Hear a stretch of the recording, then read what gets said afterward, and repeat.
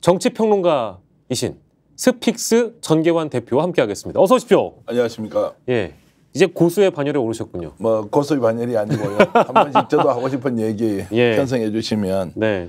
민감한 이슈에 대해서 우리가 어떻게 봐야 하는지 예. 분석하고 네. 그리고 약간 먼저 분석하고 예. 뒤에 그 사실을 확인해보고 예. 이런 과정들이 필요하기 때문에 오늘은 특히 민주당과 관련된 그 쌍방울 특검, 쌍방울 그 1심 선고와 관련된 후폭풍이 거셉니다. 이화영 전 평화부지사 1심 선고가 지난 금요일에 있었던 거죠. 예. 네네. 거기에 대해서 지금 뭐 보수 언론이 그리고 이제 국민의힘 뭐 자기 당권 주자들이 일제히 나서서 집중 포화를 이재명 당 대표, 민주당 대표에게 지금 쏟아내고 있지 않습니까? 네. 자, 이걸 어떻게 봐야 하는지 그리고 실제로 중도 확장 노선에 문제가 있는 것인지 아니면 이재명 당 대표가 권력을 사유화해서 당권을 다시 장악하기 위한 일련의 과정으로 이재명 대통령 만들기 프로그램으로 사실상 사당화되어 버렸다라는 여러 가지 이제 공격들이 있지 않습니까? 이 부분을 어떻게 봐야 하는지 많은 분들이 의문을 가지고 있고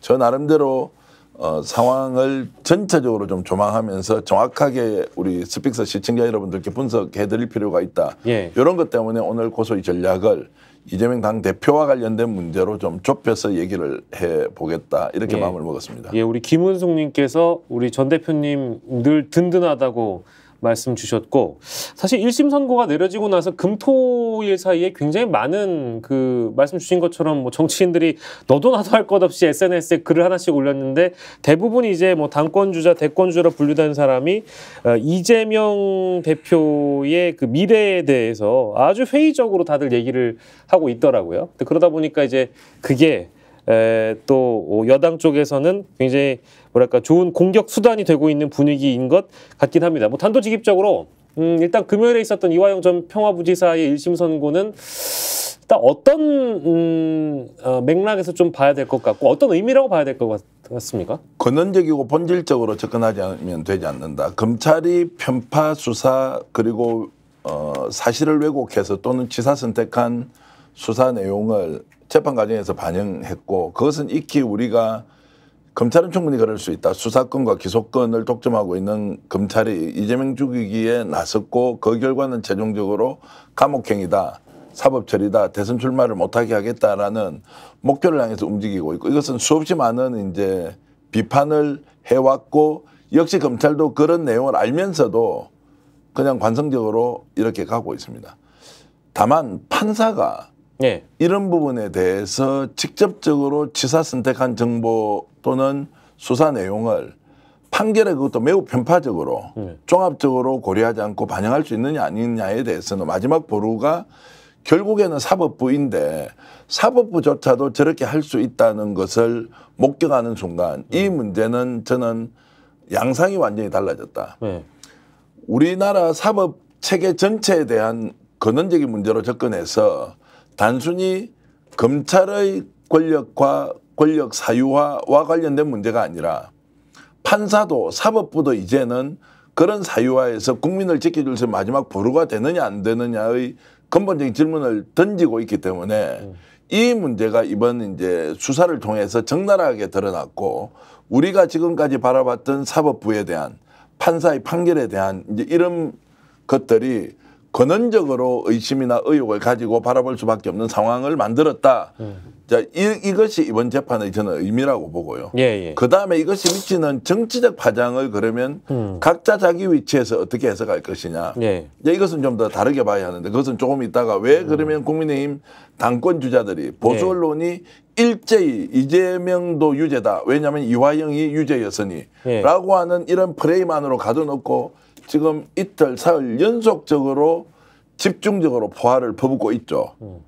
이제 이럴 때 민심이 어느 정도 동요가 되느냐. 지금 현재 민주당은 여기에 대해서 어느 정도 민감하게 체감하고 있느냐. 이제 이런 부분은 좀 더 우리가 취재한 내용을 바탕으로 본질을 좀 분석해봐야 한다 이렇게 생각합니다. 일단 선거 이후에 보수 성향의 언론이나 이제 그 정치권 특히 여당 쪽에서 나온 표현 중에는 또 이제 뭐 방탄이란 표현도 또 등장하기도 해서 이 방탄이란 표현은 사실 너무 오랜 기간 좀 피로도 있게 쓰여졌던 표현이어가지고 제 관점으로는 그리 뭐랄까 중도층이라든지 어떤 민심에 큰 영향을 끼치진 않을 거라고 보여졌는데 아무튼 지금 이제 첫 번째로 문제를 삼고 계신 부분은 이 사법부가 최후의 보루인데 판사가 뭔가 선택적으로 또 편향적으로 검찰 쪽의 주장을 대폭 받아주고 뭐랄까 그 중간 재판 과정에서 우리가 봐왔던 특히 이제 검찰이 연어와 또 술로 파티를 벌였다는 여러 가지 의혹들이 있었는데도 불구하고 이제 그런 주장들은 완전히 배제한 채 있는 그대로 검찰이 주장한 있는 그대로만 다 대폭 받아주면서 굉장히 불리한 판결을 이화영 전 부지사 측에 내려줬다. 이것이 또 이재명 민주당 대표에게로 연결됐다라고 보시는 거군요. 자, 재판은 이제 최종적 1심 선고의 내용을 보면 크게 두 가지입니다. 하나는 이화영은 유죄고, 자, 경기도지사가 방북한 대가로 사례금으로 300만 달러, 뭐 200만 달러를 지급했다, 뭐 이거 아닙니까? 네. 그래 당신 유죄야. 그 앞에 뇌물 사건은 지금 이야기 다룰 필요가 없고요. 그것은 뭐 유죄로 이미 우리가 예상하고 있었으니.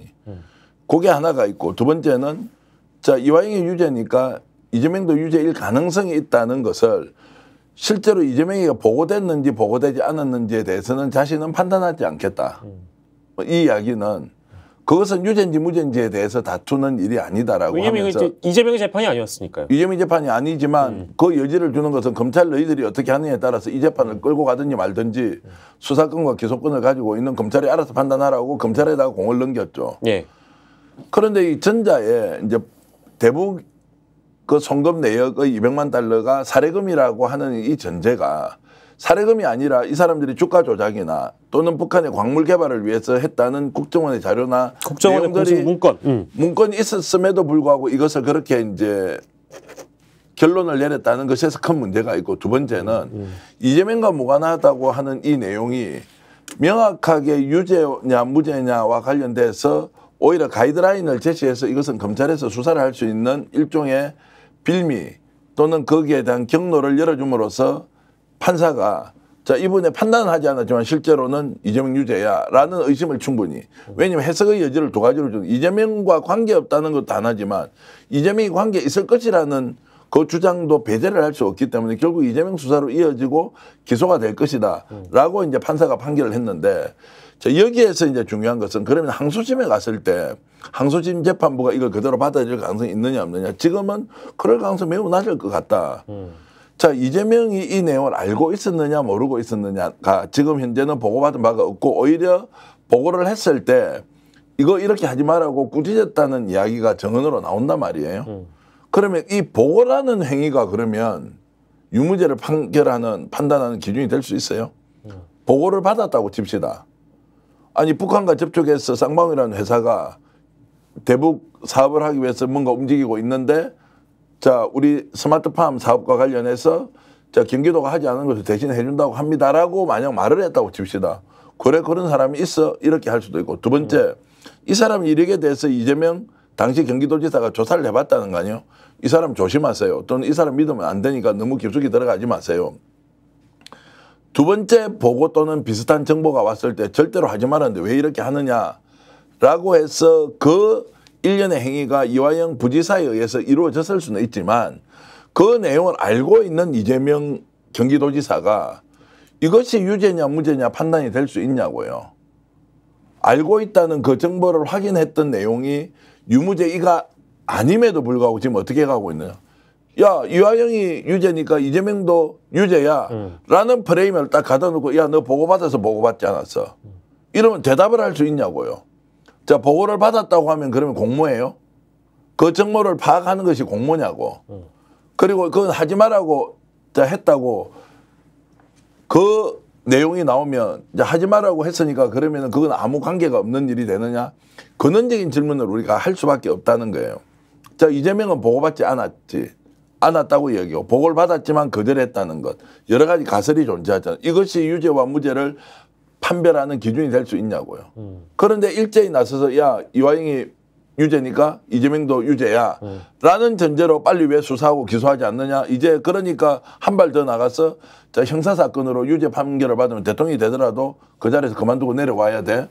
라고 이제 가버리면서 정치의 공방이 이루어지고 보수 언론 지난 주말에 제가 보니까요. 하나같이 자, 이재명이 유죄다. 아, 원래 감옥 갈 것이야. 라는 전제로 집중적으로 공격을 하고 있는 이 모습에서 정상적으로 우리가 접근하고 판단하고 있느냐라는 이제 근원적인 질문을 내가 던질 수밖에 없다는 것이고요.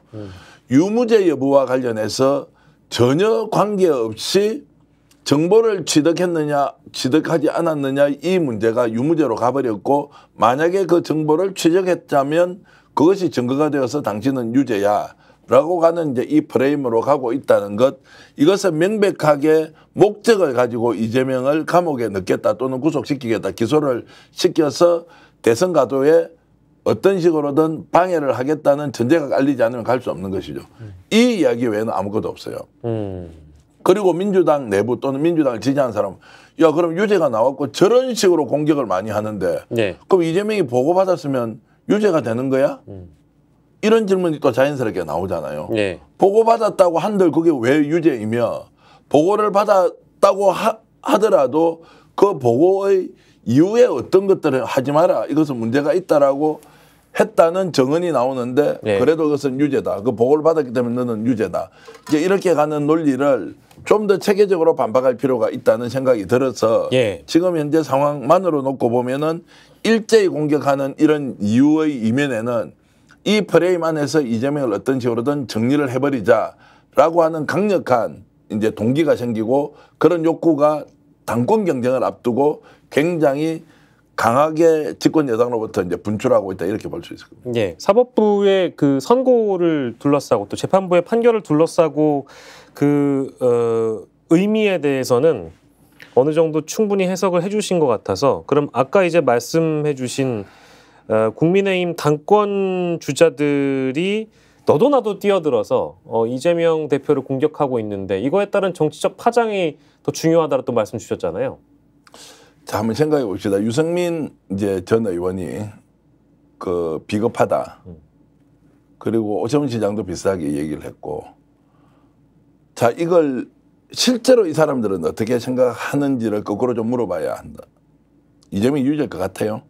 이 사람들이 실제 이재명이 유죄라고 생각을 하고 있을까? 아니면 이재명 유죄가 아닌데 이게 나왔으니까 이번 기회에 당권도 있으니까 우리 지지층들을 결집하기 위해서 유죄라고 추정을 할까? 유죄라고 추정을 하려면 전제는 하나가 있어요. 이재명이 사전에 공모를 해서 200만 달러든 300만 달러든 상방울이 대납을 하도록 하라. 이 공모가 성립이 돼야 되잖아요. 어떤 경우에도 오늘 제가 취재를 한 3군데 정도 했어요. 네. 적극적으로 이재명 대표 쪽이 문제가 있다라고 생각하는 쪽에도 진실로 이것이 이재명이 대통령이 되기 위해서 대납을 200만 달러로 시켰겠나 안 했겠느냐. 그거는 정치를 하는 사람, 정치를 이해하고 있는 사람들이 봤을 때는 네. 받아들일 수 없는 가설이에요. 왜 그렇죠? 아니 대통령이 되겠다고 예. 예를 들어서 마음 먹고 있는 사람이 예. 무리를 해서 특정 기업이 200만 달러, 300만 달러를 갖다 주고 그 기업을 조사를 했는데 이 과거에 주가 조작도 한 것도 있고 그다음에 고리 사채업을 했던 회사도 있고 적대적 M&A에 노출이 되어서 이 사람에 대한 평판도가 아주 좋지 않은 그 회사가 나서서 예. 비밀리에 200만 달러, 300만 달러를 갖다 주고 내가 방북을 하겠다. 그래서 대선 후보가 되겠다라고 하는 그 가설은 어떤 대선 후보라도 선택할 수가 없어요. 마치 지금 표면적으로 드러난 건 이미 다 뭐 한동훈 뭐 여러 이제 국민의힘 여권 쪽에 있는 당권 주자들은 대부분 이재명 대표의 유죄를 전제하고 SNS를 포스팅하거나 언론 인터뷰를 하는 것 같지만 그게 아니다라는 말씀이시잖아요. 제가 넘겨짓기처럼 이야기하는 것은 지금 현재 이화영이 유죄이기 때문에 이재명도 유죄다라고 할 경우에 그 전제 조건은 이재명 민주당 대표가 당시 경기도지사로서 공모를 해서 북한에 돈을 갖다 주라고 하는 행위가 성립돼야 돼요. 정보 보고를 받는 것이 무슨 유죄입니까? 그 전제로 하고 있느냐. 그럼 그 전제에 대해서 이야기를 해보자는 거예요. 그러면은 예. 이재명이 돈을 갖다 주라고 했다는 거 아니에요. 그런데 어떤 사람한테 물어보더라도 이런 방식으로 정치를 해서 자신이 대선 후보가 된다거나 대통령이 되겠다고 특정 기업이 그것도 아주 그 과거의 이력이 좋지 않은 그 회사에 대신 돈을 갖다 주고 하라는 것 자체가 성립이 안 된다는 건 다 인정해요. 네. 그러면 그 사실을 밝히느냐 밝히지 않느냐의 문제는 예를 들어서 보고를 받았다 받지 않았다라고 하는 것에 대해서 극도로 말을 아끼는 것은 자 이것이 받았다 또는 정보를 알고 있었다라고 하는 것을 시인이든 부인이든 하는 순간 어떻게 됩니까? 봐라 유죄니까 이미 알고 있었으니까 공모를 했네라고 몰고 갈 것이 뻔한 거예요. 명약 관한 거예요. 그러면 이거를 자 보고를 받은 적이 없다고 하는 것과 정보를 취득했다는 것과 그 사이에서 극도로 말을 조심해야 되겠죠. 왜냐하면 프레임은 이미 작동되니까 그 말을 함으로써 검찰에서 기소를 해야 하는 네. 또는 수사를 더 가속화해야 하는 이런 사유가 하나 더 번져버린 거죠. 자 처음에는 이것이 주가 조작 사건으로 비화가 되어서 이 사람이 잡혀와서 한국에서 수사를 받아야 되는데 갑자기 이게 대북 송금 사건으로 이제 바뀌면서 경기도가 스마트팜 사업을 하기 위해서 대납하라고 해서 그 돈을 준 것으로 이제 번져버렸잖아요. 자 그런 상황에서 이게 구조가 바뀌었고 그 구조가 바뀐 상황에서 똑같이 검찰이 기획했던 대로 가고 있고 이화영은 그렇게 했다고 회유를 받고 했다. 또는 회유를 받은 사실을 폭로했다. 왔다 갔다 하면서 이제 9년 6개월한 중형을 받았는데 결국 지금 이렇게 펼치고 있는 집권 여당 쪽의 당권주자든 대권주자의 모든 논리는 이재명이 공모를 하고 이 돈을 보냈다라고 하는 전제 조건에서 얘기하는데 그 공모에 대한 이야기는 다 빠져 있다는 거예요. 그러면 당당하게 이야기를 해라. 공모를 했다고 이야기를 해서 그 공모 내용이 뭔지 밝히자라고 하면 좀 단순해지지 않습니까? 공모를 했다는 이야기는 하지 않고 공모를 막연하게 의심하면서 그렇게 되지 않았겠어라면서 프레임을 만들어서 집중적으로 공격하는데 그 이면에 중요한 것이 뭐냐. 그 이재명은 대통령감이 아니고 이재명은 원래 좋지 않은 사람이고 이재명은 그렇게 하고도 남을 것이라는 선입견 또 예단 이런 걸 가지고 그대로 이 프레임 안에 넣고 공격을 하고 있다는 거예요. 그래서 이 부분을 우리가 명확하게 인지하고 제대로 내놓고 싸워야 하는데 누가 싸울 거냐? 민주당 싸워야 되겠죠. 그리고 이재명 당대표도 이런 부분에 대해서 어떤 의사가 있는지를 가지고 의견을 내놔야 하고 저희들처럼 평론가로서 이 문제의 본질은 이것이다라고 하는 사람이 적극적으로 국민들한테 알릴 필요가 있다. 그렇지 않으면 프레임 싸움에서 제가 한 3, 4일 정도 보면 이미 지고 있는 거예요. 뭘로 지고 있느냐. 이재명이 유죄인 것은 이화영의 유죄이기 때문으로 출발하잖아요. 그러면 유죄가 되려면 공모에 대한 내용을 이야기를 단 한마디라도 해야 될 거 아니에요. 그 나와 있는 거는 보고를 했다 안 했다. 보고를 받은 사실이 없다. 자 정보를 알고 있었느냐 없었느냐. 자 이것이 유죄의 판단 기준이냐 근거냐. 여기에서 단 한 발자국도 진척된 내용이 없는데 법원에서 1심 판결을 저렇게 내려오니까 다 주눅이 들어가지고 야 이거 어떻게 되는 거 아니야. 그래서 당 내에서 오늘도 제가 당으로 당 대표실 쪽에 취재를 좀 해보니까 실제로 보면 당 내에서 이재명 사법 리스크가 이제 생겼으니까 큰일 났겠네. 중도층으로 확장도 안 되고 자 이재명 자 개인 정당으로 전락했다고 그렇게 보도하는데 당 대표실 쪽에서는 어떻게 파악하고 있느냐. 전혀 인지가 되지 않는다는 거예요. 보수 언론에서 보도하고 있는 그 내용과 전혀 다른 분위기로 당은 가고 있다는 거예요. 오히려 지금 현 상황에서 이재명 당대표 문제만 저렇게 하는 것이 아니라 자 Y 의원, 그다음에 K 의원, 그다음에 뭐 C 의원 이런 사람에 대해서 이제 압수수색이 막 시작되고 있대. 그래서 이거 이제 지금 선거 관련된 것, 선거 전후에 나왔던 이런 것들이 자 이제 막 결국 야당 의원들에 대한 탄압으로 이어진다는 징조가 보이기 시작하다는 거예요. 그래서 총공세에 맞서는 민주당만의 특별한 대책을 가지고 움직여야 하지. 현재 상태에서 이 프레임에 그대로 말려 들어가는 순간 민주당이 굉장히 궁지에 몰릴 수가 있다. 이제 이런 우려를 하고 있는 게 사실이고 그래서 보수 언론에서 보도하는 내용처럼 이재명 리스크가 뭐 공식화되었다. 또는 사법 리스크 때문에 본인이 살기 위해서 당대표 연임을 하겠다. 이제 이런 말이 실제 당 내부의 분위기와 전혀 다른데 그런 것들을 만들어서 뻔뻔질하면서 계속 이재명의 그 리더십에 이런저런 이제 흠집을 내거나 그렇게 할 가능성이 높다는 거예요. 스픽스는 말하는 언론입니다. 대세는 유튜브, 그중에서 스픽스. 좋아요, 댓글, 구독, 알림 설정. 여러분이 저희를 사랑해 주시고 우리가 여러분을 사랑하는 4가지 방법입니다.